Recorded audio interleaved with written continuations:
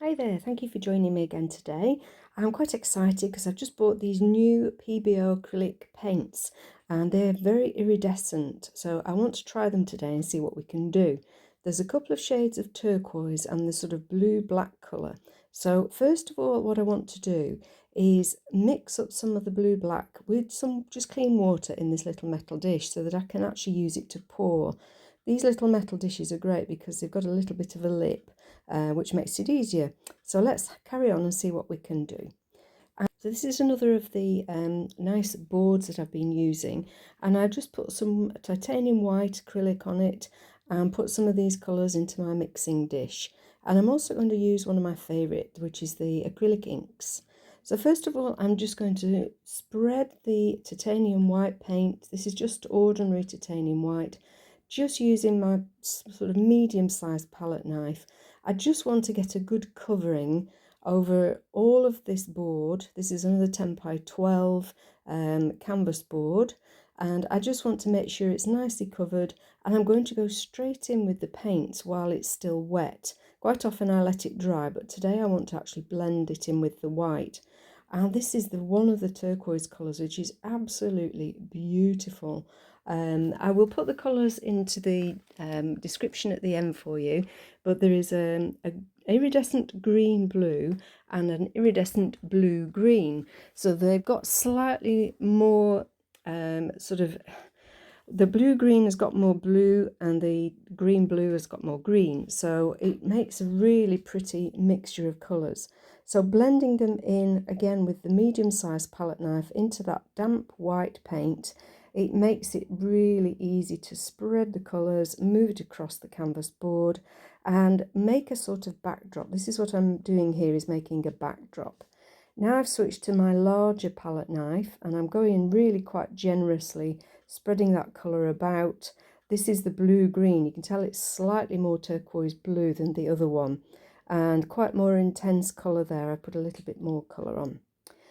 I'm going to just dot some of this copper acrylic ink into these places, and then I'm going to use the knife again. I'm going to pull these. I want to sort of make a grassy effect. Remember that I'm just playing with these to see what these do, but so far the colours go very well together. Copper always goes very well with turquoise, I find. And I'm just using the knife to make some abstract sort of grass shapes, just pulling that ink. It's also pulling it into the white area. It's just quite effective. Just going to get that right at the top there and then bring it back down.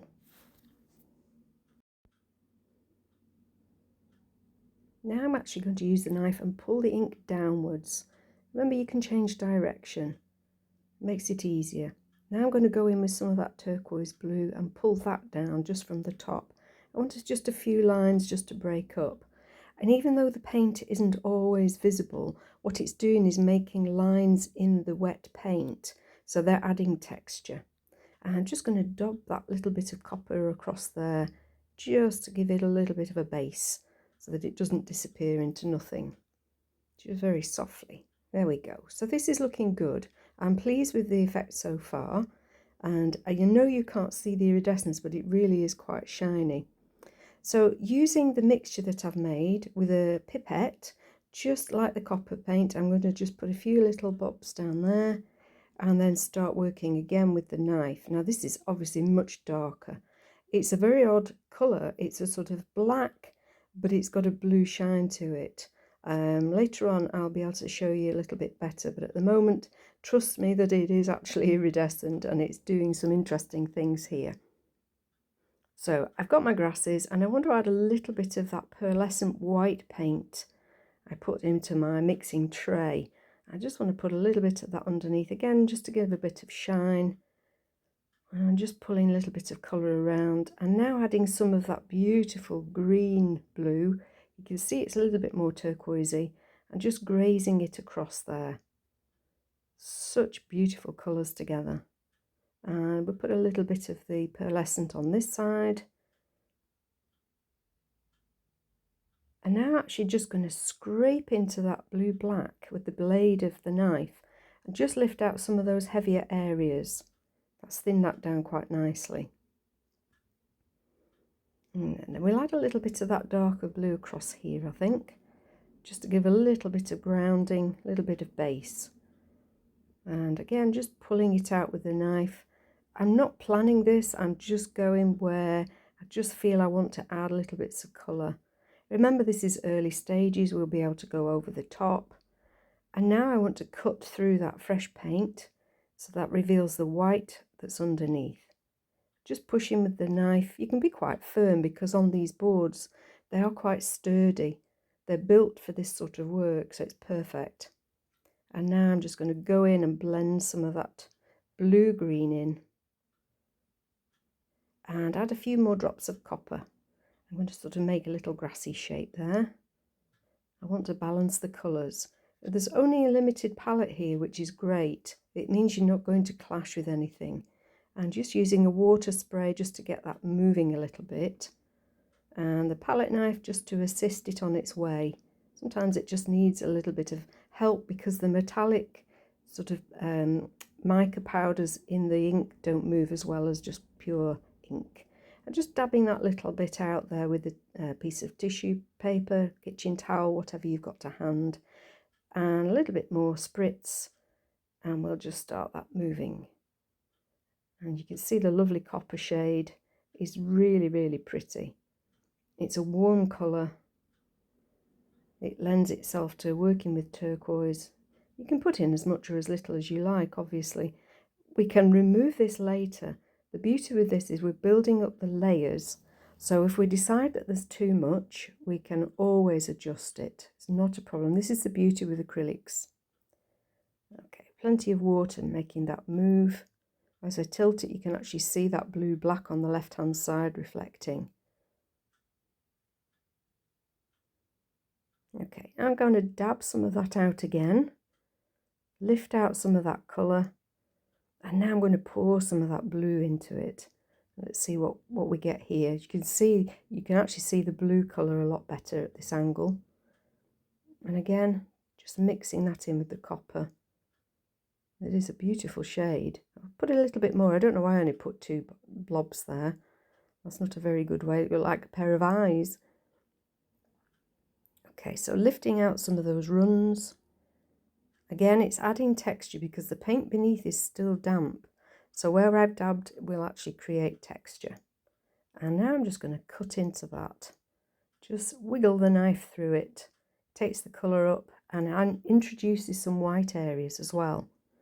Because everything is still wet, we can do this really easily. I'm just going to blend in with the brush just to get a little bit more intensity in some of the areas. Just sticking with those same colours, nothing is changing.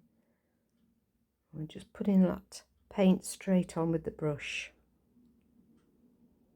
And again, balance across this side as well. Even though this is an abstract, I do like to have balance. It stops a painting looking lopsided with too much colour on one side. Keeps that balance. Adding a little bit more of that blue-black with the brush. A little bit more intensity down at the base. And I'm also going to put some across this side as well. Just mix it in, see what it does with that turquoise. It's more of a black shade there actually. So I'm going to use the knife now and introduce some of the white into that area because I just want to add a little bit of interest across there. So adding the white and then a little bit of that turquoise in the centre. And now I'm actually going in with just the white. Nothing pearlescent, just plain white this time. Just softening some of these areas.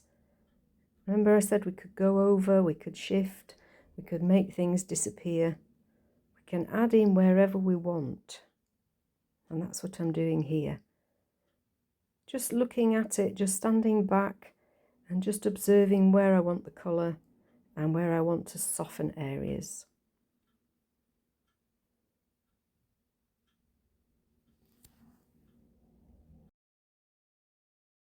Bringing this in a little closer for you now so you can see, and I'm adding that paint and I'm mixing a little bit of white in here I want to just start adding a few more little details and starting to soften out some of the areas. It's always effective when you put white in, it highlights the darker areas. So we can mix some of that dark into the white and see what happens. It's really interesting to work with because it looks like a very intense colour, this blue-black, but actually it's quite subtle. Again, just adding a little bit more. Now, going across to this side, I want to add some sort of abstract flowers just with this small palette knife. I've used the very small one here, and I'm just dabbing some of that blue-black, and it's starting to look like sort of flower heads. This is very abstract, there's nothing sort of designed here, just using the knife to get different shapes, different indications, and then adding a little bit of white in there as well, just so that the blue-black stands out even more. Gives it a little bit more softness. So you can see it's just little tiny bits with the end of the palette knife, just adding interest. There we go. That looks good. Okay, so across this side now, I'm going to add a little bit more, just like we have done with the blue-black. Just using the end of the tiny palette knife. Makes great sort of suggestions of flowers. I love it for foxgloves and things like that, because you don't have to paint the foxglove, you just give an indication.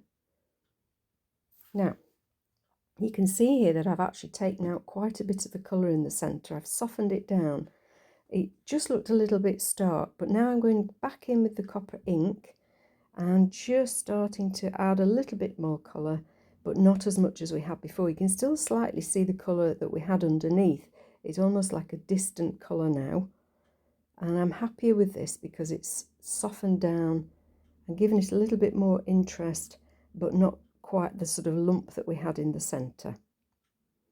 And I can start to build those colours in again, the two different turquoises, the blue-green and the green-blue, and add in little bits of stems, leaves and indications of flowers.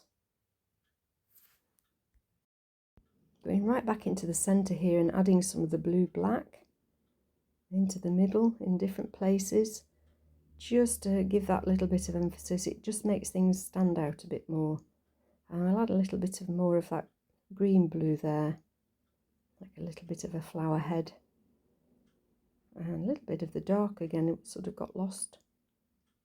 I'm finding that if you actually use the knife on it too much, it does tend to disappear. There we go. So now we can see it's actually dried, and if I tip it, you can see the beautiful colours that are coming out in this. It looks quite plain, looks quite simple, but when the light catches those different areas, wow, it does pack a punch. I really like this detail. I like the shades. I like the fact that it looks quite simple until the light hits it. But I want to add a little bit more into these blank areas. So I'm not going to add paint, I'm just going to add some spatter. So I'm using the copper acrylic ink just onto a brush. Get quite a bit on. This is a medium-sized brush. And I'm just going to tap it on this piece of dowel, just randomly getting some spatter, just to break up that sort of area where it's not got as much detail. And I'm also going to do the same with this turquoise ink. And now, as you can see, I've filled those areas just with a little spatter. I'm really pleased with this, and I really hope that you will have a go and that you will join me for another project very soon. Enjoy, keep painting, bye for now.